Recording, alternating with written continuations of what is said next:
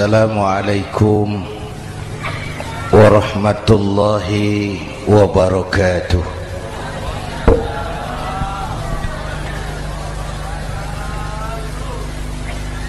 Alhamdulillahi wa kafa,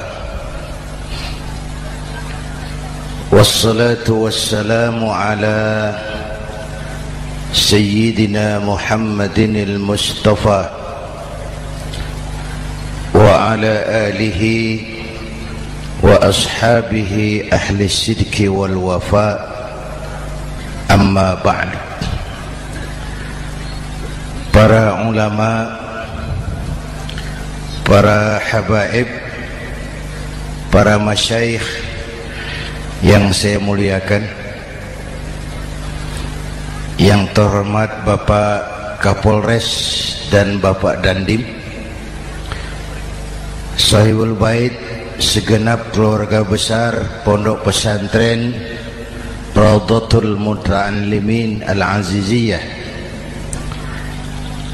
bapak-bapak, ibu-ibu, hadirin hadirat ma'asyiral muslimin yang saya cintai. Saya bersyukur dapat menghadiri haflah Maulidin Nabiil Karim, dan saya bangga dan terharu dengan keberadaan Pondok Pesantren Raudhatul Muta'allimin Al-Aziziyah ini. Sekarang ini banyak orang bisa memberi contoh, tapi sedikit orang bisa menjadi contoh. Memberi contoh itu mudah,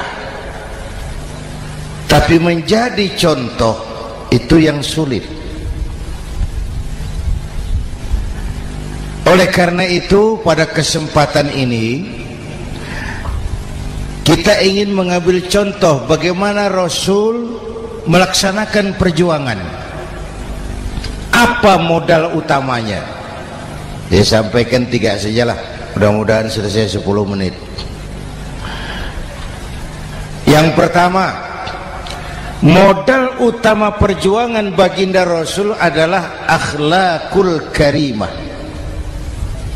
Memperbaiki akhlak dengan akhlak. Oleh karena itu,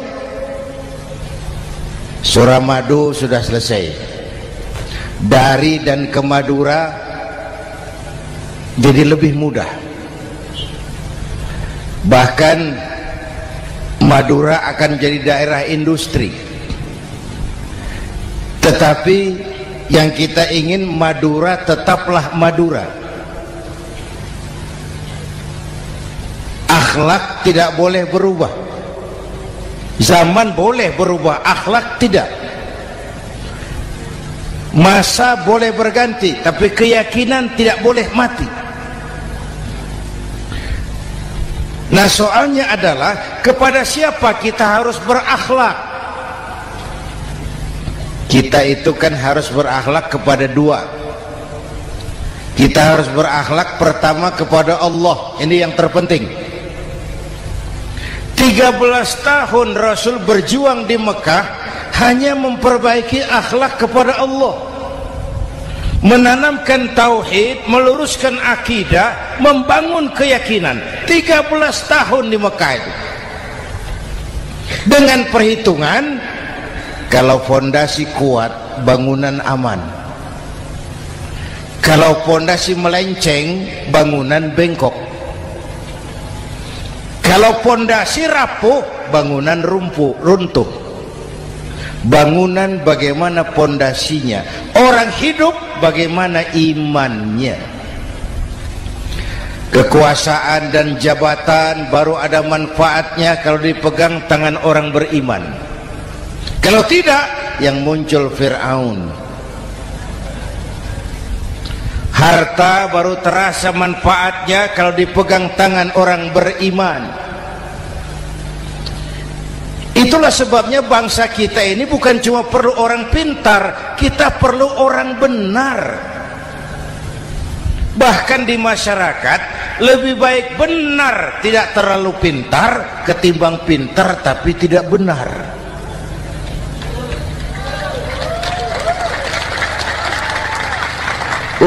Kalau sudah pintar tidak benar, rusak rakyat itu Pak.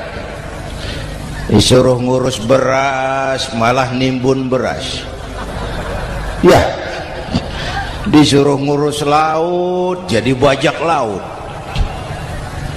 Disuruh ngurus hukum, bikin hukum seperti pisau, tajam ke bawah, tumpul ke atas.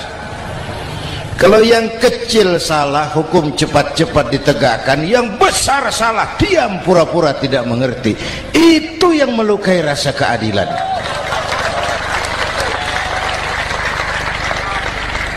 Mulai dari akhlak kepada Allah. Bagaimana cara berakhlak kepada Allah? Caranya dua. Pertama, jangan menyekutukannya dengan sesuatu pun. Yang kedua, jangan menyembah kecuali hanya kepadanya. Itu akhlak kepada Allah. Konsisten, disiplin.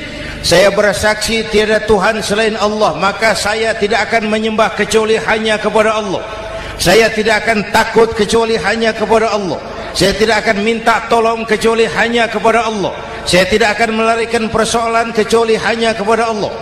Saya bersaksi Nabi Muhammad utusan Allah, Nabi terakhir. Tidak ada Nabi sesudah Nabi Muhammad. Harga mati, titik. Disiplin. Ada yang mengaku jadi Nabi, wajib tidak percaya. Disiplin. Sekarang ini kan bangsa kita disiplinnya lemah. Korupsi agak sulit diberantas karena pejabat kita takut atasan tapi nggak takut Tuhan.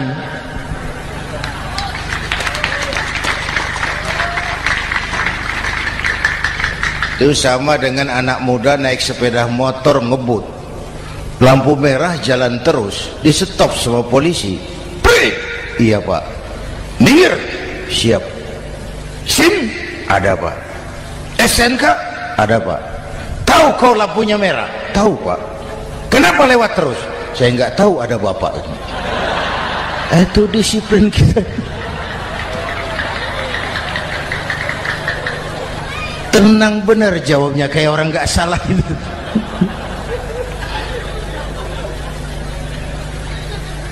Iman.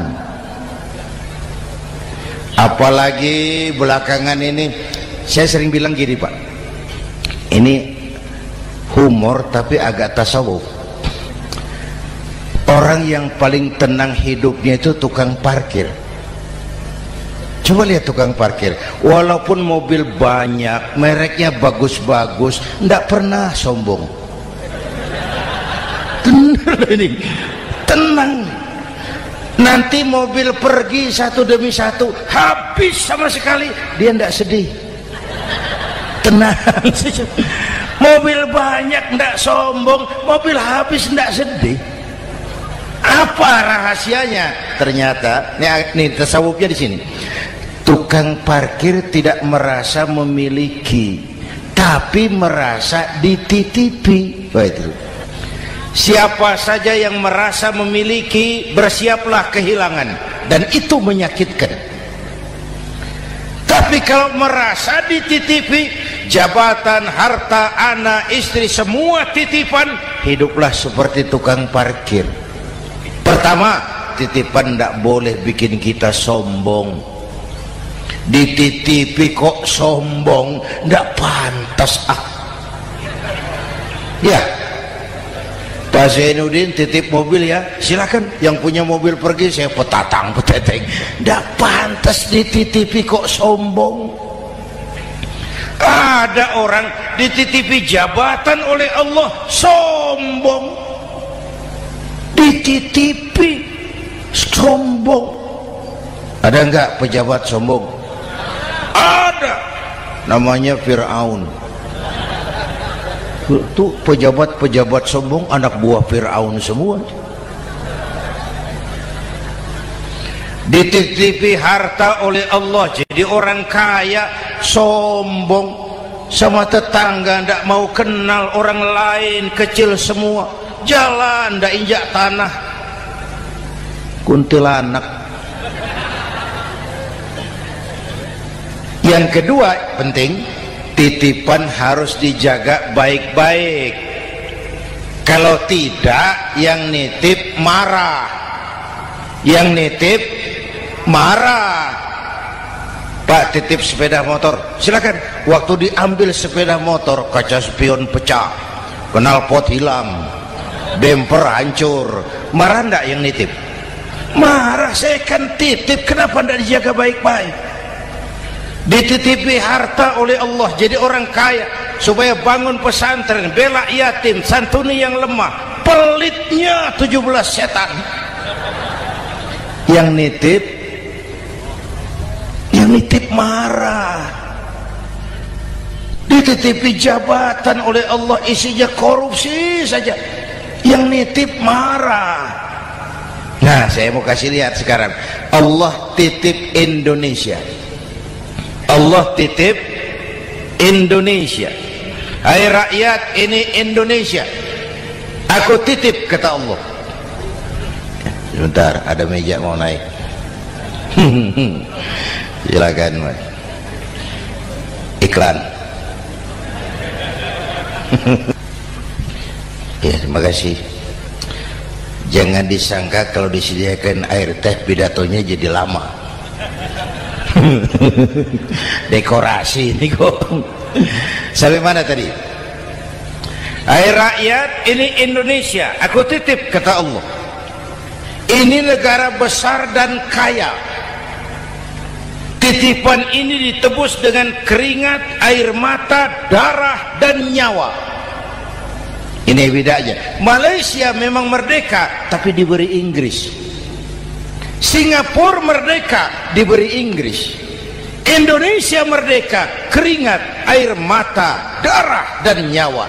Ini negara aku titip, kata Allah. Ini negara besar dan kaya. Buminya subur.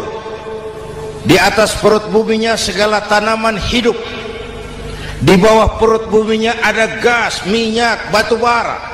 Lautnya kaya, hutannya kaya. Kekayaan negeri ini harus digunakan bagi sebesar-besar kemakmuran rakyat. Itu amanat konstitusi. Disalahgunakan, dikorupsi, yang nitip marah. Yang nitip marah. Kalau dia marah, dia suruh makhluknya yang lain negur. Siapa? Merapi, Bromo, anak Krakatau. Itu Merapi demo, Pak. Kalau kita rakyat demo, anak buahnya Pak Danres turun. Tapi kalau Merapi demo, siapa yang mau ngatasi? Mbak Marijan. Selesai. Sekarang Mbah Marijan sudah kumpul sama Mbah Surip di alam barzah, dia sudah ketemu dia. Kata Mbah Surip, tenang Mbah Marijan, tak gendong,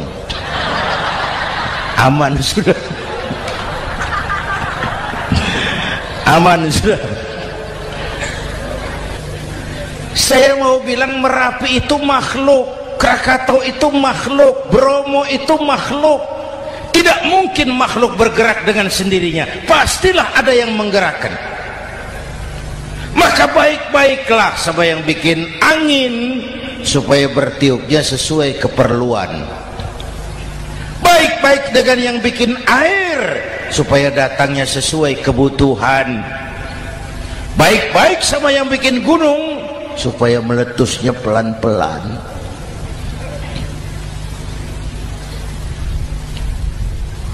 Bapak Ibu hadirin yang saya hormati, menjaga titipan. Jangan menyembah kecuali hanya kepadanya. Jangan menyekutukannya dengan sesuatu pun. Ayo, saya ngobrol kita. Bapak Ibu hadirin yang hadir di sini ini, kita ini semua hamba Allah apa bukan? Hamba Allah. Kata siapa? Kata kita.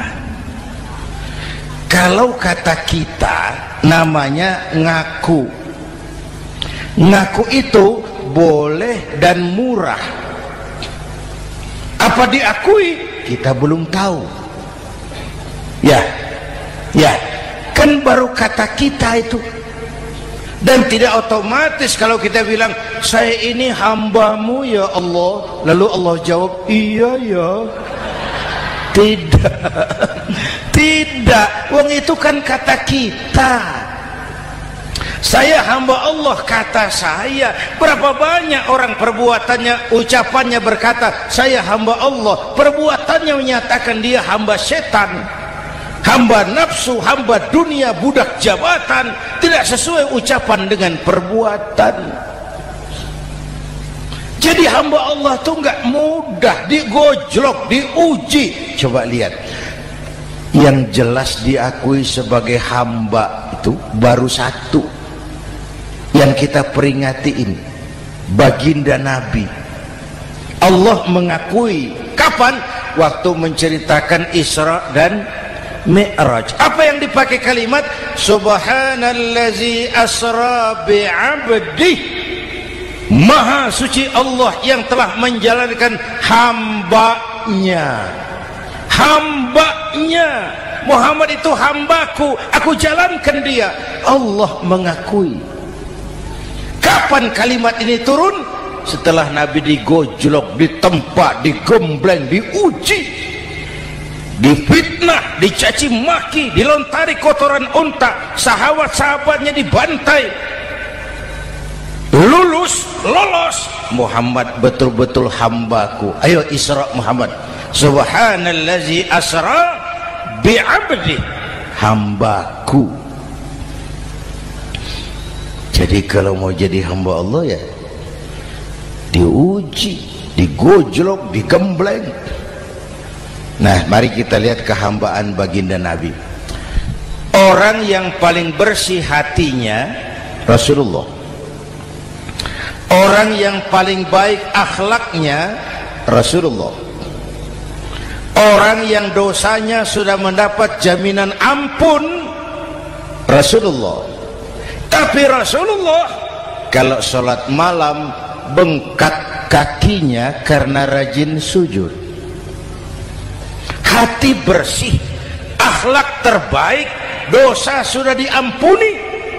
Tapi kalau sholat malam kakinya bengkak karena rajin sujud.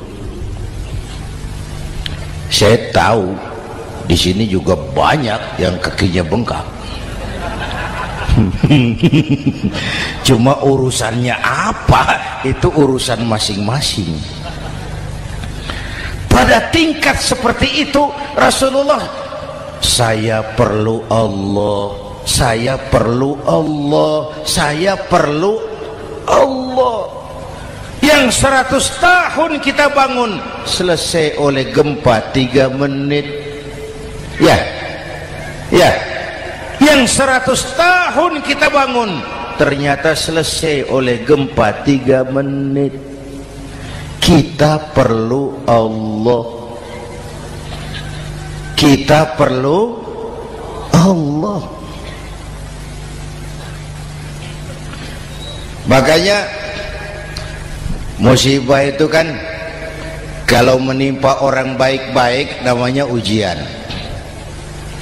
Kalau menimpa orang setengah baik itu paru-paru, yang bikin malaikat bingung. Sholat rajin, maksiat tekun, baca Quran mau, fitnah orang hobi, ngaji nyolong jalan terus. Untung di sini nggak ada yang begitu. Di Jakarta banyak. Di sini insya Allah sama. Jakarta. Orang separuh-separuh seperti itu kalau dapat musibah itu namanya teguran, bukan ujian. Kenapa ditegur? Lalai. Nah, kalau orang jahat dapat musibah itu namanya persekot. Uang muka tanda jadi. Kontannya nanti di akhirat. Kalau diuji bukan saja harus sabar tapi harus lulus. Kalau ditegur, introspeksi, perbaiki yang kurang, kurangi yang memang berlebihan. Bertali-tali, bersambung-sambung musibah ini, dan musibah kalau datang tidak pernah memilih, tidak pernah memilih. Bapak Ibu hadirin yang saya muliakan, jadi mari yang pertama jaga akhlak kita kepada Allah. Jangan menyekutukannya dengan sesuatu pun, jangan menyembah kecuali hanya kepadanya. Sekarang kan musim entertain, orang pandai membangun pencitraan, orang pinter bikin bungkusan. Sekarang ini kiai sama dukun tipis bedanya. Bener Pak, pemburu hantu pakai sorban, pakai gamis, nanti kiai pakai helm. Atribut sudah kacau sekarang ini, siapa pakai apa, siapa mau jadi apa, ndak jelas. Sementara masyarakat kita memang agak kutil, kurang teliti, cepat heran, gampang kagum. Pernah terjadi suatu saat tabrakan di jalan, keras sekali, korban jatuh berlumur darah, dikerubungi orang banyak. Datang wartawan mau ambil gambar dari dekat, sulit, banyak sekali orang ngerubung. Dia cari akal, tolong saya dikasih jalan ke dekat korban. Orang menoleh semua, saudara siapa? Saya bapaknya korban, katanya. Dia mengaku bapaknya korban, ya orang minggir semua. Minggir, ada bapaknya korban. Orang minggir semua, dia maju ke depan korban. Sampai di depan korban pucat mukanya itu wartawan. Kenapa? Yang ketabrak anak monyet, Pak. Dia sudah ngaku bapaknya korban.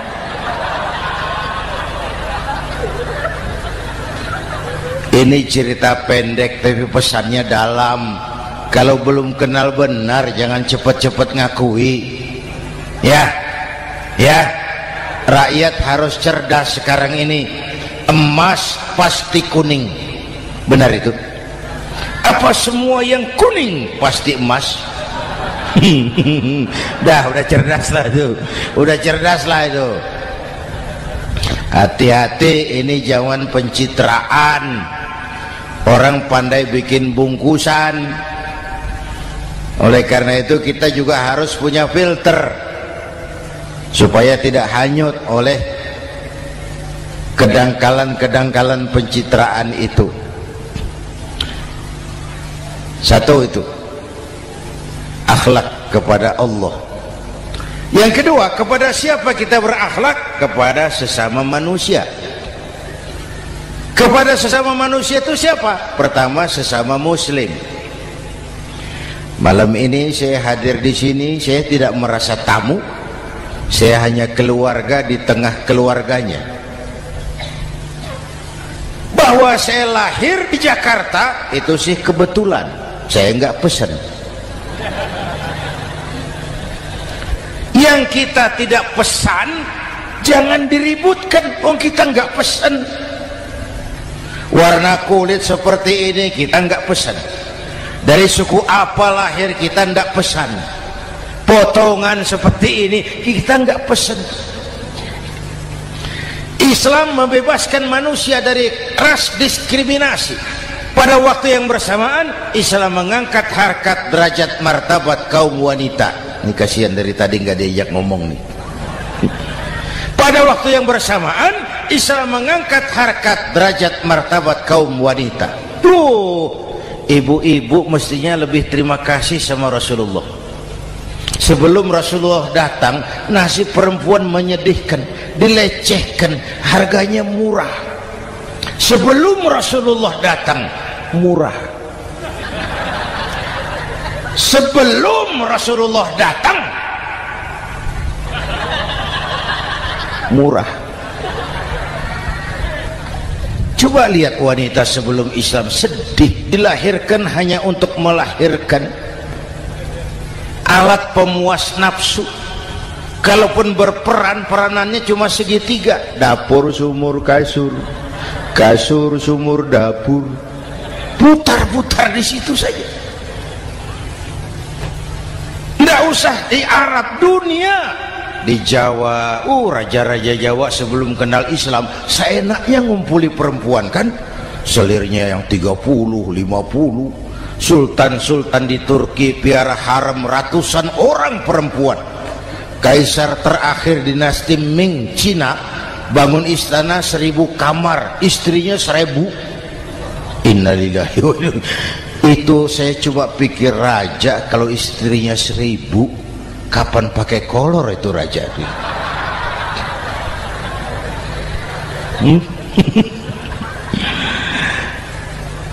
Rasulullah datang terenyuh, an-nisa imadul bilad, perempuan jangan diperlakukan begitu, perempuan tiang negara. Kalau baik perempuan baik negara, kalau rusak perempuan hancur negara. Waktu ditanya, ya Rasul, siapa yang paling harus saya taati di dunia? Ibumu. Setelah itu siapa lagi? Ibumu. Setelah itu siapa lagi? Ibumu. Setelah itu siapa lagi? Bapakmu. Menghargai perempuan, ibumu, ibumu, ibumu, bapakmu. Ibu 3 kali disebut, bapak 1 kali, ibu 3 kali, bapak 1 kali, ibu 3, bapak 1, 1 bapak. Gimana sih ngitungnya jadi kerok begini? Salah ngitungnya, salah.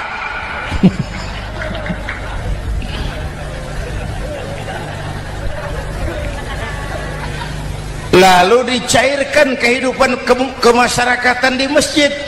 Masya Allah, masjid itu pendidikan demokrasi betul. Pertama, siapapun masuk masjid copot sandal, buka sepatu. Benar itu? Ini masyarakat yang mau kita bangun.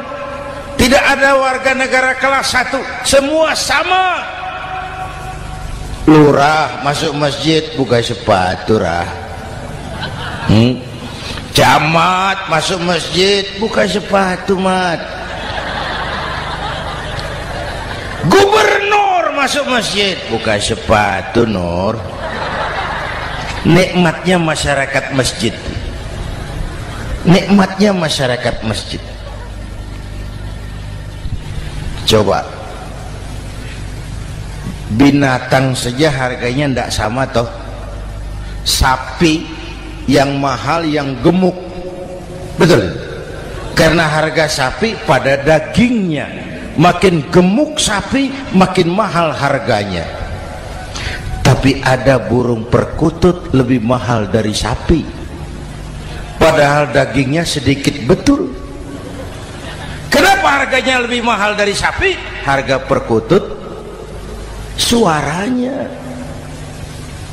Di mana harga manusia yang paling gemuk?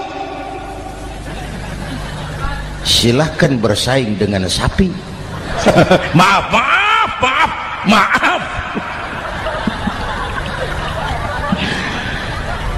Inna akramakum indallah atqakum. Masyarakat masjid sudah coba sandal, buka sepatu, sudah masuk ke dalam sholat berjamaah. Kalau sudah ke dalam sholat berjamaah, tidak pernah kita usil dari mana orang datang. Yang penting kemana dia menghadap. Itu masyarakat masjid. Dari mana kamu? Dari kidul, Pak, madhab ngulon. Kamu dari mana? Dari lor, Pak, madhab ngulon. Kamu dari mana? Dari kulon, madhab ngulon juga. Ini kan konsep bineka tunggal ika. Dari manapun orang datang, apapun warna kulitnya, dari suku apapun ia dilahirkan, kalau akidahnya sama, itu saudara kita. Lalu sholat berjamaah. Apa itu? Hidup bermasyarakat, berbangsa dan bernegara. Harus ada imam, harus ada makmum. Kenapa? Ini saya harus agak hati-hati ya, pakai sarung angin ini. Apa tadi ngomong apa saya? Sholat berjamaah, bermasyarakat, berbangsa dan bernegara. Ada imam, ada makmum. Siapa makmum? Kita ini rakyat.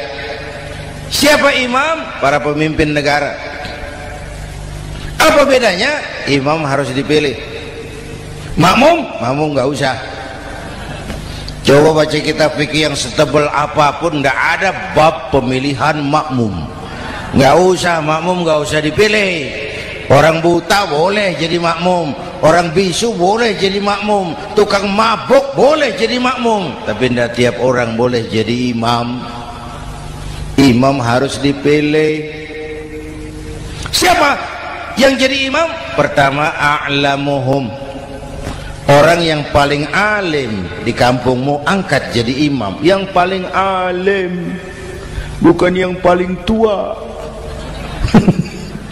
Yang paling alim, tahu urusan, punya konsep, punya visi dan misi, mengerti negara ini mesti dibawa kemana, jalan keluarnya apa, angkat jadi imam.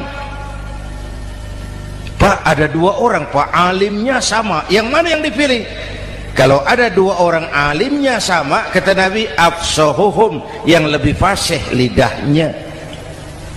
Apa artinya fasih?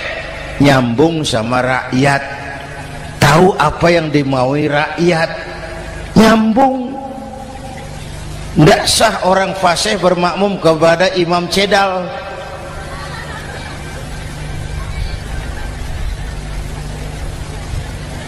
Kenapa Bu? Nyambung. Capek kalau punya imam gak nyambung sama makmum. Makanya kalau sudah jadi imam, pesan Nabi apa? Idza amma ahadukumun nasa falyukhaffif. Kalau kamu jadi imam, ringankan sholat kamu, jangan terlalu panjang. Itu makmum tidak sama kekuatannya. Ada yang tua renta, diri saja sudah gemetar. Ada makmum yang punya darah tinggi, kalau sujud lama kepalanya sakit. Ada makmum yang sudah janji habis sholat mau terima uang. Jangan kalau sudah jadi imam di kota, sholat isya berjamaah, rakaat pertama selesai Fatihah, Yasin, bubar makmum itu. Jadi imam jangan terlalu lama. Kayak Husni Mubarak tuh, kelamaan jadi imam, 30 tahun, rakyat capek.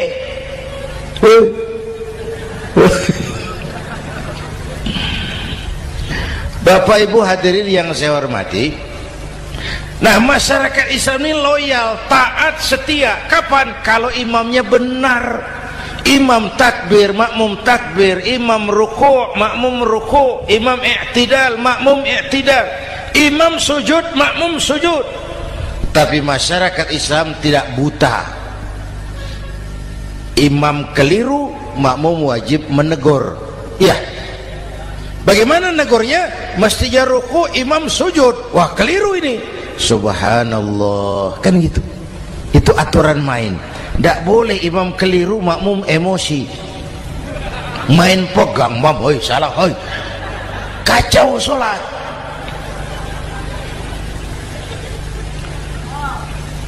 Imam buang angin, apa makmum lalu berkata, demi kesetiaan saya kepada imam, imam buang angin, saya lebih keras lagi. Goblok. Iyyaka na'budu wa iyyaka nasta'in. Sampai situ imam buang angin, minggir. Tidak usah ribut. Yang di belakang satu orang maju ke depan, lanjutkan pekerjaan imam. Yang penting imam tahu diri, buang angin, minggir. Ini negara rusak karena imam sudah buang angin, tenang aja, kayak orang nggak salah itu loh.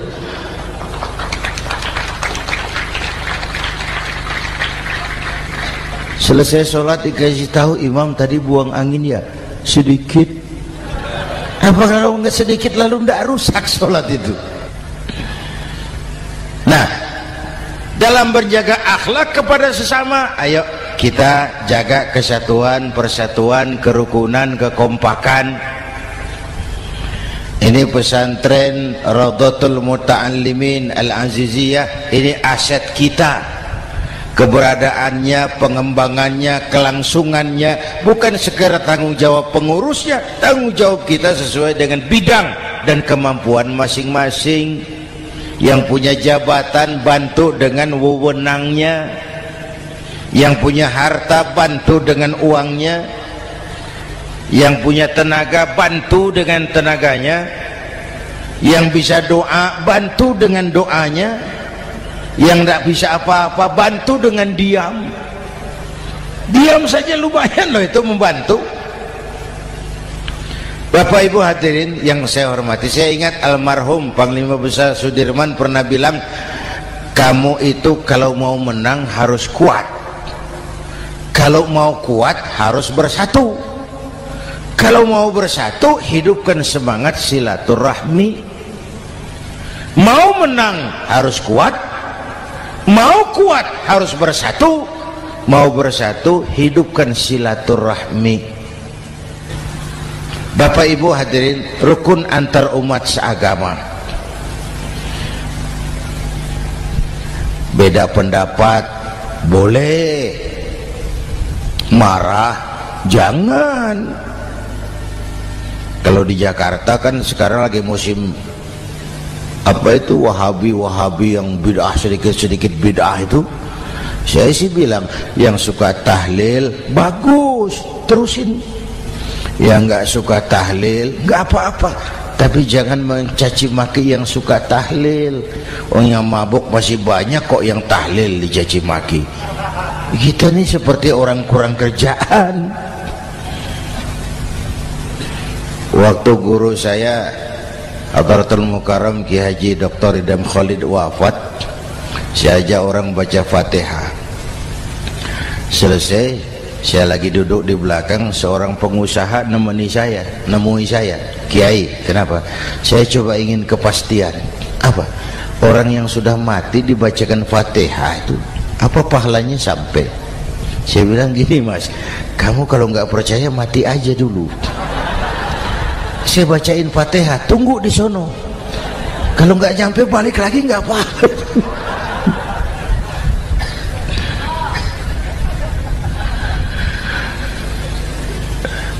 Depan rumah saya itu ada masjid, Pak, pakai beduk seperti itu. Ada teman saya, Kiai, pakai beduk masjidnya. Iya pakai. Kan Rasulullah tidak pakai. Tidak memang. Bid'ah tuh. Oh, siapa bilang? Beduk itu bukan agama, itu budaya, tanda masuk waktu. Bukan manggil orang sholat. Manggil orang sholat pakai azan. Tanda masuk waktu, itu hebatnya Wali Songo, pakai beduk. Kalau nggak mau pakai beduk boleh, teriak-teriak juga boleh. Maghrib, boleh. Tapi Wali Songo kan bijaksana, pakai beduk saja, sekali pukul satu desa dengar. Itu bijaksananya dakwah Wali Songo. Kalau beduk dianggap bid'ah, miskin kita. Itu budaya. Seperti sepeda motor, itu budaya. Kalau nggak mau pakai beduk boleh, teriak-teriak juga boleh. Maghrib, boleh. Tapi Wali Songo kan bijaksana, pakai beduk saja, sekali pukul satu desa dengar. Itu bijaksananya dakwah Wali Songo. Kalau beduk dianggap bid'ah, miskin kita. Itu budaya. Seperti sepeda motor, itu budaya. Kalau beduk dia nggak bid'ah, sepeda motor bid'ah tuh. Rasulullah nggak pakai, jual, beliin unta.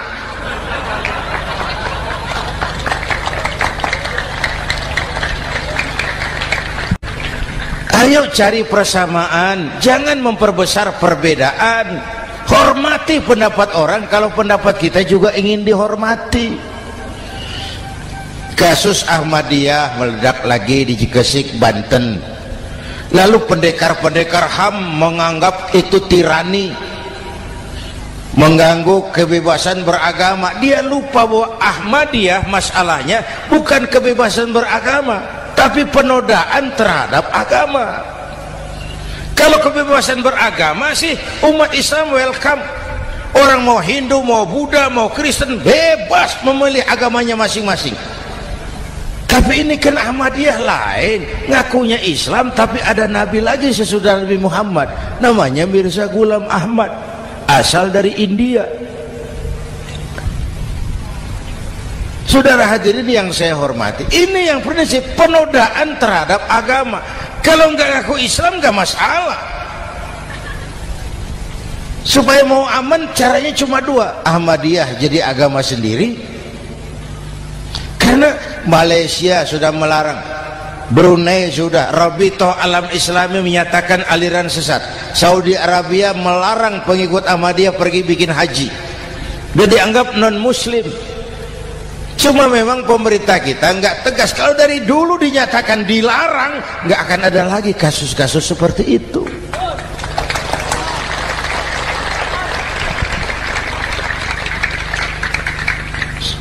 Nah, selain itu kita umat juga harus disiplin. Coba sudah berapa banyak nabi bermunculan di Indonesia. Dan Indonesia ini saya heran, Indonesia ini pasar bagus, Pak. Kalau ada nabi, ada aja pengikutnya, saya heran tuh. Indonesia ini pasar bagus. Ada Ahmad Musaddiq Al-Qiyadah, jadi nabi. Konsultan bulu tangkis jadi nabi.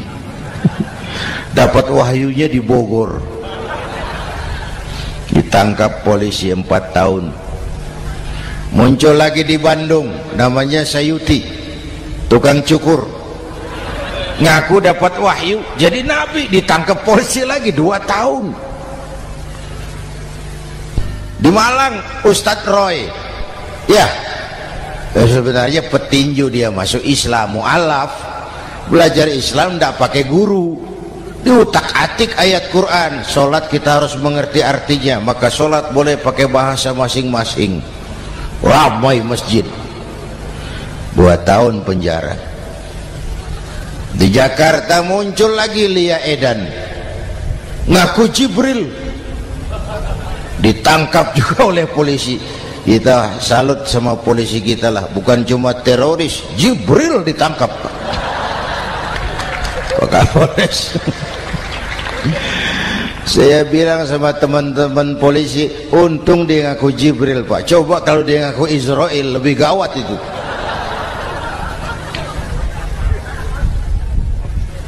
Yang parah, antara Cirebon Losari, dia perbatasan Jawa Tengah Jawa Barat, pernah muncul agama baru namanya agama Jasun, agama Jawa Sunda, agama Jasun Jawa Sunda. Yang jadi nabi Tugimin. La haula wala quwata. Saya bilang ini jangan jadi nabi, jadi kiai juga nggak angker ini. Al Mukarram Bapak Kiai Tugimin, nggak enak. Yang lebih ndak enak selawatannya loh itu. Kalau kita kan tadi nikmat tuh, ya Habibi ya Muhammad, nikmat rasanya itu.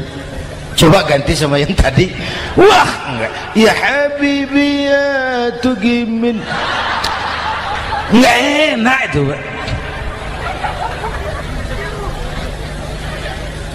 Jadi umat Islam itu sangat menghormati orang lain agama. Soal agama orang lain, lakum dinukum, awas hati-hati kalimatnya. Kita menghormati orang lain agama. Soal agama orang lain, lakum dinukum, kita memang yakin cuma Islam agama yang benar, tapi bukan berarti kita boleh menghina agama orang lain. Kenapa? Kalau agama kita yang dihina, kita kan sakit hati. Orang lain sama dong.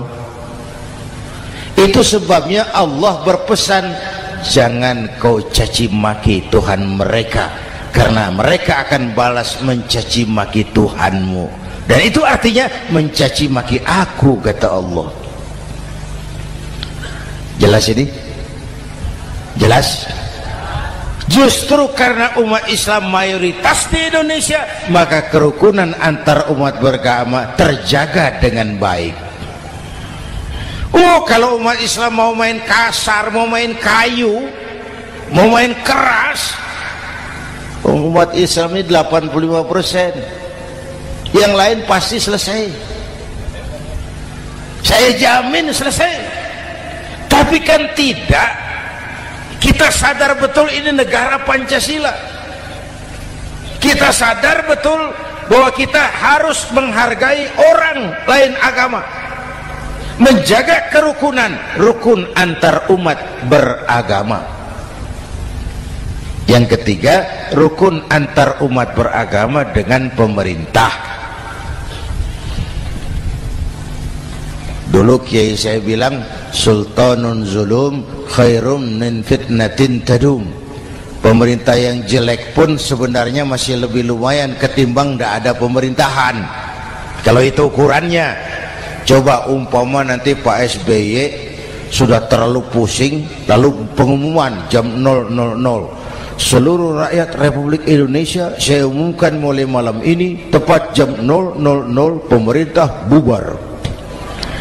Ayo bayangkan seperti apa kita tanpa pemerintah. Hukum rimba, yang kuat menekan yang lemah, yang kaya merampok yang miskin. Rumah saudara dirampok, lapor ke polisi, kata Kapolres, maaf polisi baru bubar. Hak asasi diinjak-injak, lapor ke pengadilan, pengadilan bubar.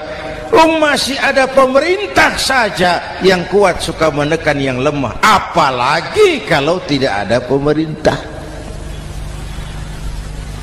Karena itu ulama dan umarok dua pilar utama. Kalau kuat keduanya, kuatlah masyarakat. Kalau rapuh keduanya, maka rapuhlah juga masyarakat. Bapak Ibu hadirin yang saya hormati, ini yang kedua, kita harus berakhlak kepada sesama. Yang ketiga, kepada siapa kita harus berakhlak? Kenapa? Iya, saya cuma lihat jam.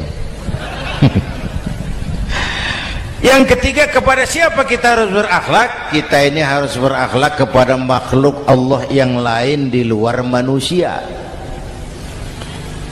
Kepada air kita harus berakhlak loh Pak.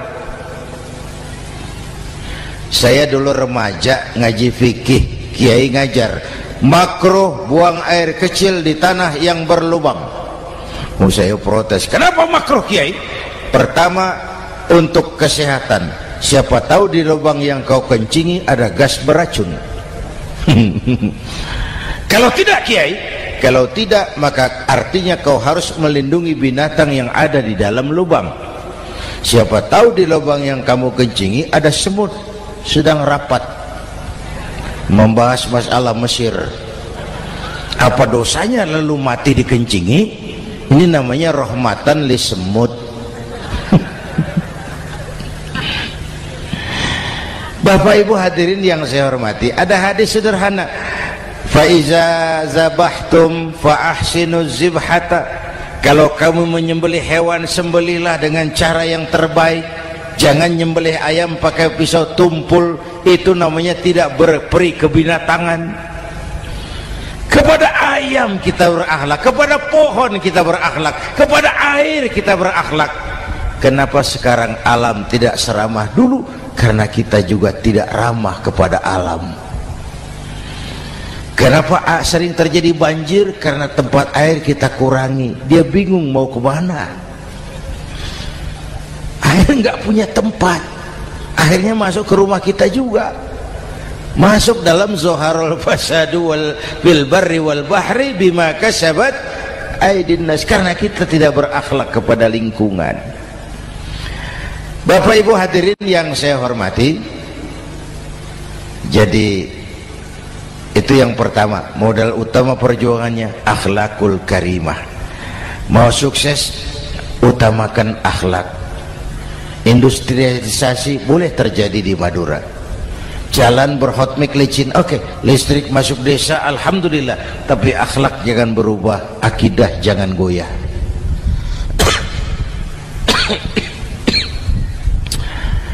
Teknologi tidak bahaya, yang bahaya orang yang menggunakannya. Wayang itu yang namanya cepot, itu bisa selawat badar kalau yang megang Anom Suroto. Cepot bisa selawat badar kalau yang megang Anom Suroto. wayang bagaimana dalangnya, teknologi bagaimana orang yang menggunakannya. Satu. Yang kedua, yang kita contoh dari baginda Rasul, beliau itu sejak kecil tidak dimanjakan, Pak. Lahir ke dunia tidak sempat melihat wajah bapak. Umur 6 tahun ditinggal ibu. Umur 9 tahun ngembala kambing, berniaga ke Syam. Syam itu Syria sekarang. Umur 9 tahun bisnis lintas negara dari Saudi ke Syria. Remaja tidak dimanjakan, kerja keras, peras keringat, banting tulang, tidak ada pekerjaan halal yang hina. Lahir pribadi yang tegar, mental yang tahan banting, manusia yang tidak cengeng karena sejak kecil ditempa oleh kesulitan. Jadi gini, orang itu kalau biasa susah, ketemu susah, tidak kaget, Pak. Mentalnya kuat.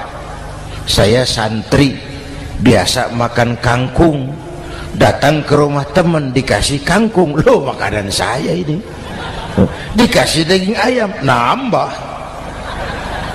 Orang tuh kalau biasa susah enak. Saya santri biasa tidur di masjid, disuruh nginep di hotel, pules, Pak. Tapi yang biasa tidur di hotel suruh nginep di masjid, encok. Hidup ini perjuangan. Mau sukses harus berani susah. Jangan seperti dulu nih cerita santri. Ada santri beternak lebah, ambil madunya itu. Satu hari dia mau periksa sarang lebah, naik ke pohon pakai tangga, pakai sarung biasanya santri. Dia lupa tidak pakai celana dalam. Naik pohon periksa, entah bagaimana terpegang sarang lebah itu, berhamburan lebahnya keluar. Salah satu masuk ke sarungnya, tergigitlah Al-Mukarramnya itu. Dia menjerit, aduh, jatuh berguling ke bawah. Sudah lama jatuh, dia buka sarungnya, dia lihat bengkak. Karena bengkak kan jadi besar, senang juga dia. Dia berdoa, ya Allah, hilangkan sakitnya, biarlah bengkaknya.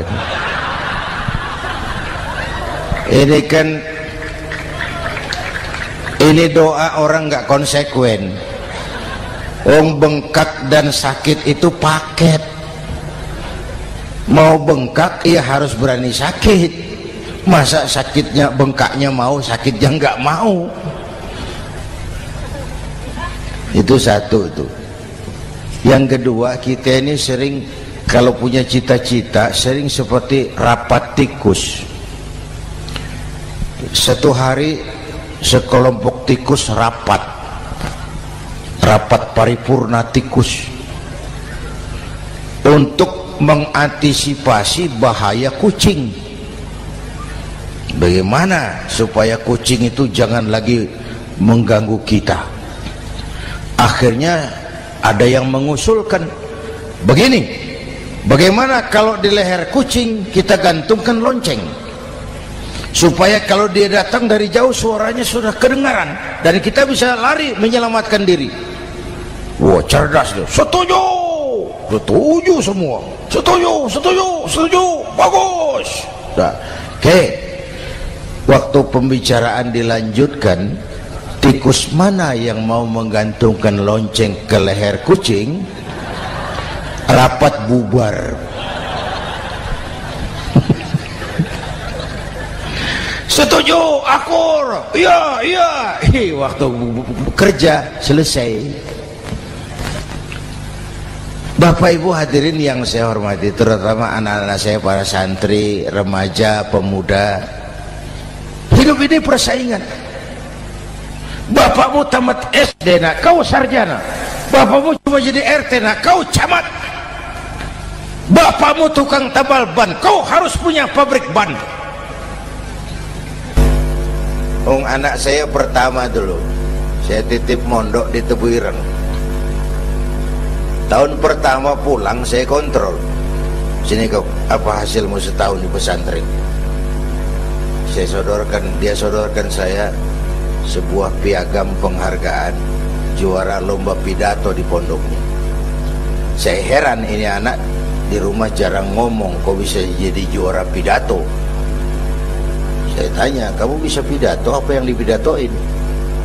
Dia bilang, kan kaset ayah dihafalin gitu. Ya saya ketawa juga, waktu itu dia masih anak-anak.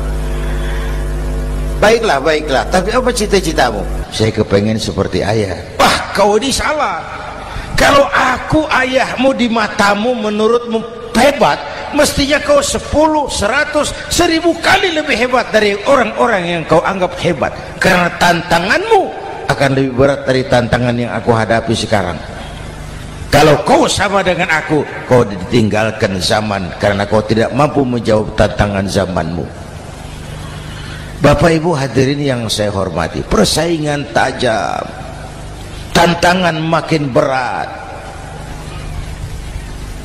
Oleh karena itu diperlukan semangat yang dicontohkan Nabi. Kerja keras, peras keringat, banting tulang. Tidak ada pekerjaan halal yang hina. Sejak kecil ditempa oleh kesulitan. Asal jangan seperti saya tadi ngobrol sama teman-teman, sekarang ini di negara kita banyak politisi miskin negarawan. Pejabat-pejabat kadang-kadang kalau ngelihat rakyat tuh komentarnya nggak berpihak kepada rakyat. Saya ingat waktu Mentawai dihantam gempa, Nias hancur, infrastruktur hancur, rumah rakyat luluh lantak. Ketua DPR Pak Marzuki Ali bilang, bagaimana itu rakyat? Ya itu resikonya punya rumah di pinggir laut. Waduh, ini bukan komentar pemimpin, rakyat lagi susah kok dibilang kayak gitu. Saya prihatin dengan ucapan kayak gitu. Waktu cabai 100.000, di sini berapa sekarang? Sama ya. Waktu cabai mahal, ada pejabat bilang, rakyat suruh nanam cabai aja di halaman rumahnya. Ini kan nggak solutif dan nggak cerdas. Cabai naik, rakyat suruh nanam cabai. Nanti beras naik, rakyat suruh nanam padi. Yang saya khawatir kalau telur mahal, apa rakyat suruh betelur gitu? Ini kan nggak cerdas dan nggak solutif. Bapak Ibu hadirin yang saya hormati, apalagi tadi sudah saya bilang di awal, kita ini bangsa yang ditempa oleh kesulitan. Mau merdeka saja dengan keringat, air mata, darah dan nyawa. Kita tidak boleh cengeng menghadapi kesulitan ini. Tegar, tahan uji, tahan banting, dan seterusnya. Itu hal yang kedua. Yang ketiga, terakhir, Rasulullah itu sosok yang ibadahnya luar biasa. Tadi sudah saya jelaskan sebagian. Ibadahnya luar biasa. Ayo kita bantu keamanan negeri kita ini. Dengan apa? Istighfar. Wa ma kana Allahu mu'adzibahum wa hum yastaghfirun.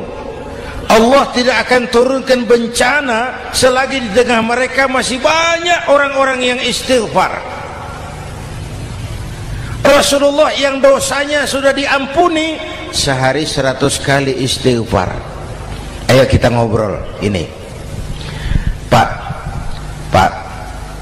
Pak, saya ini Zainuddin ini, kalau mengharap masuk surga dengan amal yang saya kerjakan sendiri, rasa-rasanya tipis harapan. Bener. Sholat saya berapa banyak saya tahu, sedekah saya berapa duit saya tahu, dosa saya berapa banyak saya tahu. Lalu saya baca sejarah, Nabi Adam dosanya 1, makan buah khuldi, dikeluarkan dari surga. Nabi Adam dosanya 1, dikeluarin. Kita dosanya banyak, kepengen masuk. Ini nggak nyambung ini. Nabi Adam dosanya 1, dikeluarin dari surga. Kita dosanya banyak, kepengen masuk. Nggak nyambung. Apa yang bikin saya besar hati? Apa yang bikin saya optimis? Ada dua, Pak. Pertama yang disebut rahmat Allah, yang kedua disebut syafaat Rasulullah. Dua itu, Pak. Oh, kalau kita ini insya Allah nanti sampai ke surga, amin, amin. Kalau kita ini sampai ke surga, Pak, saya jamin itu bukan karena amal kita, itu karena rahmatnya Allah. Ndaklah seberapa banyak sih amalan kita mau menggapai surga.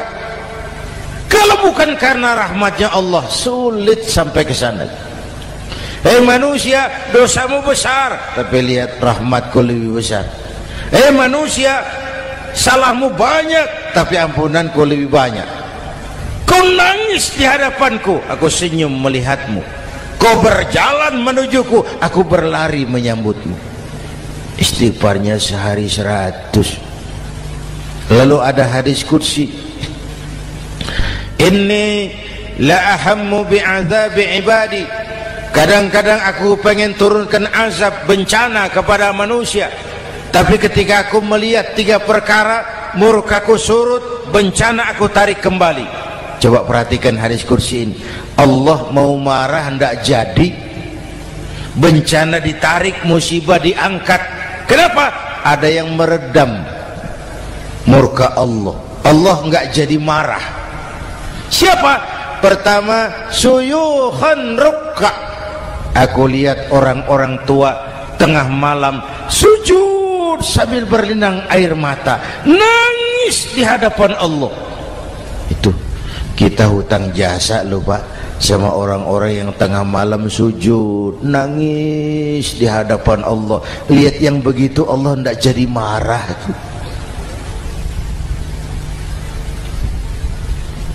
Saya tahu bapak-bapak ini, ibu-ibu kan suaminya sering bangun tengah malam ya, Bu. Kencing. Bikin bingung malaikat. Sudah mau ditulis tahajud, kencing doang. Kata malaikat, sialan, hampir salah tulis.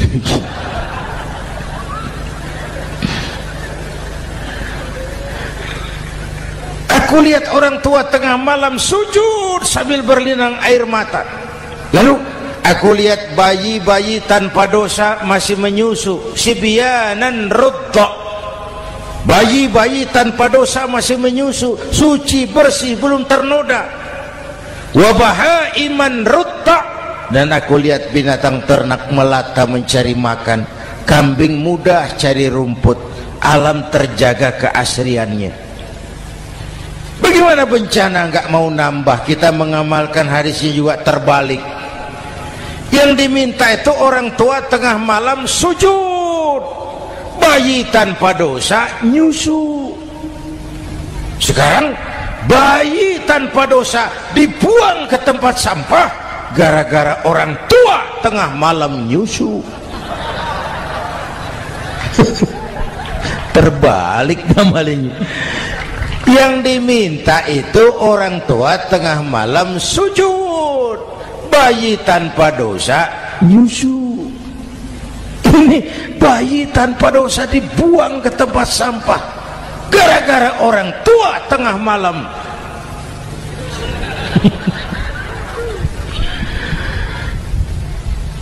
Bapak Ibu hadirin yang saya hormati, rahmat Allah kita perlu. Yang kedua, syafaat Rasulullah. Mari saya cerita syafaat sedikit. Ini sudah jam 00:05 ya.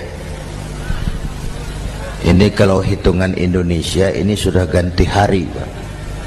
Jadi inilah ceramah terpanjang di dunia.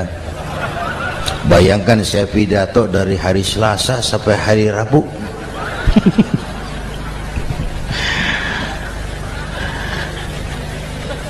Syafaat agak saya singkat ceritanya. Nanti itu, Pak, setelah alam ini hancur sehancur-hancurnya, bumi gempa, gunung meletus, air laut tumpah ke darat, halilintar menyambar, planet-planet bertabrakan, semua yang hidup mati bareng tanpa persiapan, termasuk malaikat. Malaikat mati, yang tinggal cuma Allah sendirian. Yang lain hancur semua, tinggal Allah sendirian. Allah patroli, berseru-seru, limanil mulkul yaum, ahai, siapa penguasa hari ini? Mana Fir'aun yang ngaku Tuhan, nongol kalau memang Tuhan. Mana Abrahat, mana Namrus, mana itu Benito Mussolini, mana itu Adolf Hitler, mana itu Hosni Mubarak. Penguasa-penguasa yang ngaku berkuasa, nol kalau memang penguasa. Gak ada yang jawab, Pak, semua sudah rebah. Allah lalu berkata, la ilaha illa ana. Ternyata tidak ada Tuhan lain selain aku. Allah sombong waktu itu. Kalau Allah sombong itu pantas. Hadis qudsi mengajarkan al-kibriya'u libasi, sombong itu pakaianku, kata Allah. Cuma aku yang pantas pakai. Kamu manusia nggak pantas pakai pakaianku, kebesaran. Pakaian Allah mau dipakai, sombong itu pakaian Allah, cuma Allah yang pantas pakai. Nanti itu yang pertama dihidupkan bukan kita, malaikat dihidupkan lebih dulu. Tiupan pertama, malaikat hidup semua, diatur panitia akhirat. Yang nyambut tamu siapa, yang pimpin marawis siapa. Malik siap, sediakan neraka. Aku mau bakar itu bajingan tengik yang waktu di dunia nggak mau sujud, jauh dari ulama, tinggal di masyarakat jadi biang kerok, sama yatim kejam. Sediakan neraka. Baik. Ridwan, iya, sediakan surga. Aku mau balas hamba-hambaku yang waktu di dunia rajin sujud, dekat dan cinta kepada ulama, santun kepada yatim, suka menolong orang yang memerlukan pertolongan. Baik. Jibril, Mikail, iya, ke surga. Untuk apa ya Rabb? Ambil kendaraan bernama Buraq, turun ke alam, cari di mana kubur kekasihku Muhammad, bangunkan dari kuburnya, bawa ke surga. Turun Jibril dan Mikail, cari kubur Nabi. Wong alam sudah hancur-hancuran, jangan cari kuburan, cari bangkalan aja nggak ketemu. Bingung dua-dua. Jibril sebelah mana kubur Nabi? Nggak tahu Mikail. Lalu dua-duanya sujud mohon pertolongan Allah. Dengan izin Allah terbuka kubur Nabi. Allahumma sholli alaihi wa ala alihi. Bangun dari tidur seperti orang bangun dari kubur seperti orang bangun tidur. Nabi mengusap mata, menoleh ke kanan Jibril, menoleh ke kiri Mikail. Lalu tanya, ayu yaumin hadza ya Jibril? Ini hari apa Jibril? Ini hari apa? Hadza ma wa'ada ar-Rahman. Ini hari yang dijanjikan Allah Muhammad. Ini kiamat. Kiamat Jibril? Kiamat. Jibril, kalau memang ini hari kiamat, aina ummati? Umat saya mana Jibril? Umat saya mana? Allah karim.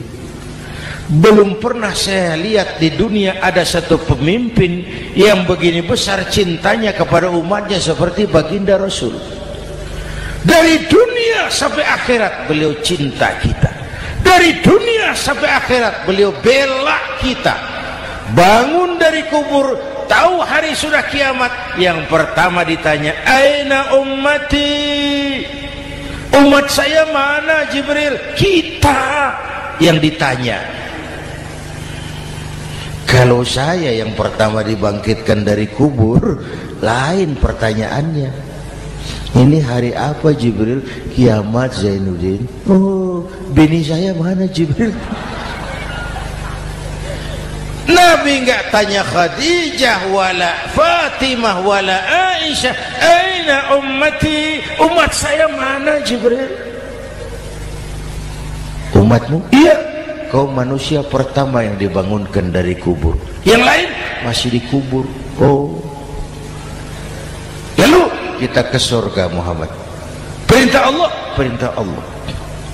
Sampai di surga seperti orang tidak betah Nabi itu, resah, gelisah, mondar mandir, mukanya murung. Yang punya surga kan negur, Muhammad, labbaik ya Rabb. Tidak enak di surga ya? Enak. Kok kamu seperti orang nggak kerasan gitu, resah, gelisah? Kenapa? Saya teringat umat saya ya Allah. Umat saya bagaimana nasibnya? Iya, saya sudah enak di DPR. Salah. Saya sudah enak di surga, gaji cukup, kursi empuk, dapat mobil dinas. Nggak. Umat saya yang waktu kampanye kepanasan itu gimana nasibnya itu?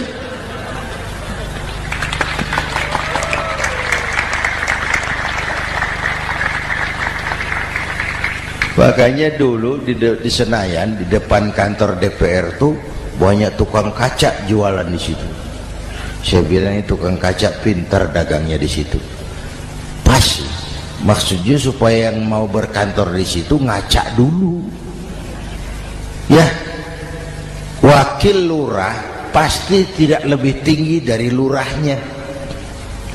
Wakil camat tidak lebih tinggi dari camatnya. Ini kenapa wakil rakyat kok selalu lebih tinggi dari rakyatnya?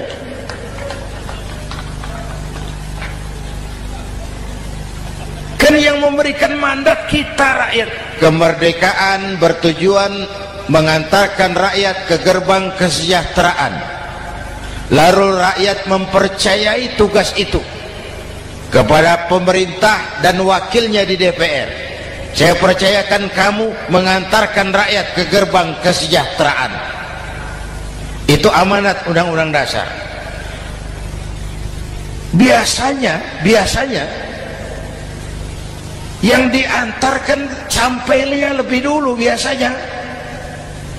Yang diantar sampai lebih dulu, yang mengantar nyusul, namanya ngantar belakangan. Ini lebih cepat wakil rakyatnya makmur daripada rakyatnya. Yang mau ngantar makmurnya lebih dulu dari yang mau diantar. Yang diantar kelelerahan di jalanan, yang mengantar udah sampai. Jadi bagaimana Muhammad? Saya minta izin mau keluar, tengok saya punya umat. Oke, saya potong ceritanya.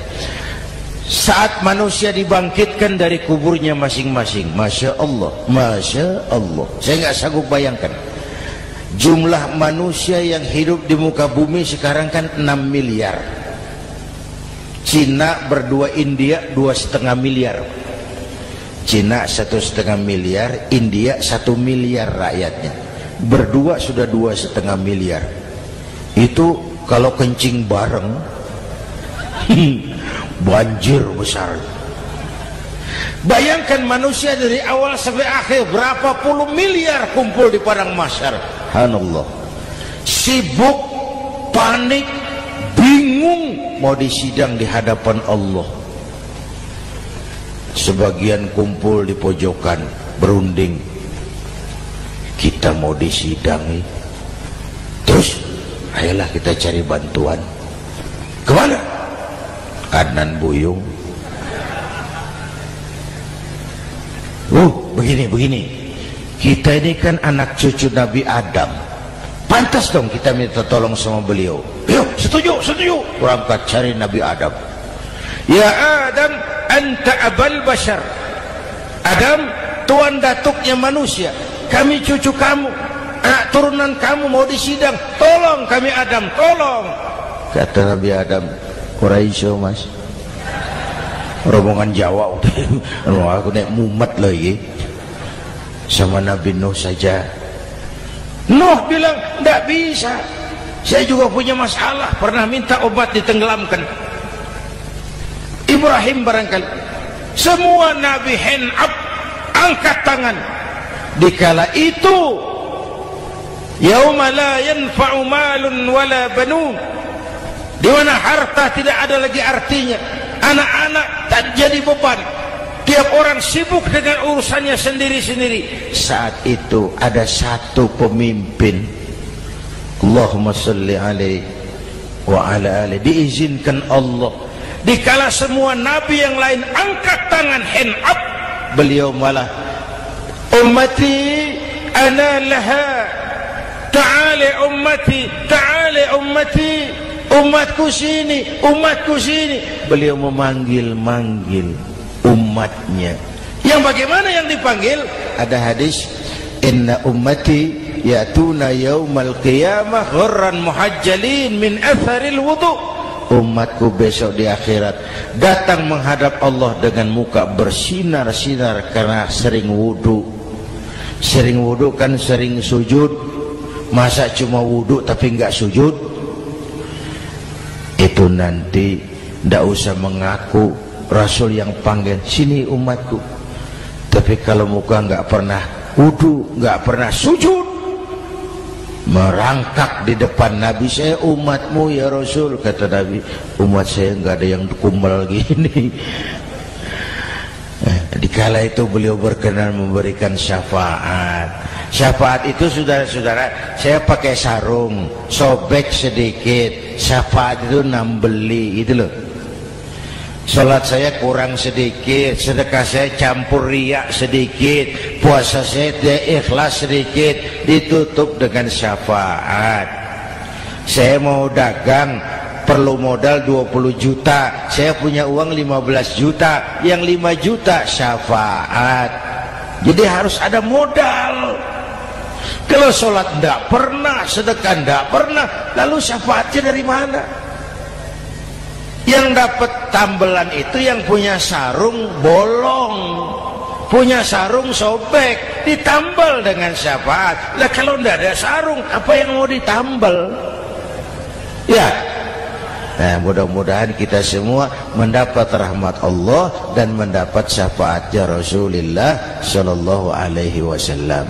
Bapak Ibu hadirin, sudah 7:30 lewat 4 jam. Saya pun kangen, tapi hari sudah larut. Insya Allah lain kesempatan kita jumpa lagi. Terima kasih kepada Al-Mukarramun, para ulama, para habaib, pengasuh pesantren Raudhatul Muta'allimin Al-Aziziyah, dan semua yang hadir. Mudah-mudahan yang saya sampaikan ada manfaatnya. Usikum wa iyaya bitaqwallah. Aqulu qawli hadza fa astaghfirullahal azim li wa lakum. Wassalamu alaikum warahmatullahi wabarakatuh.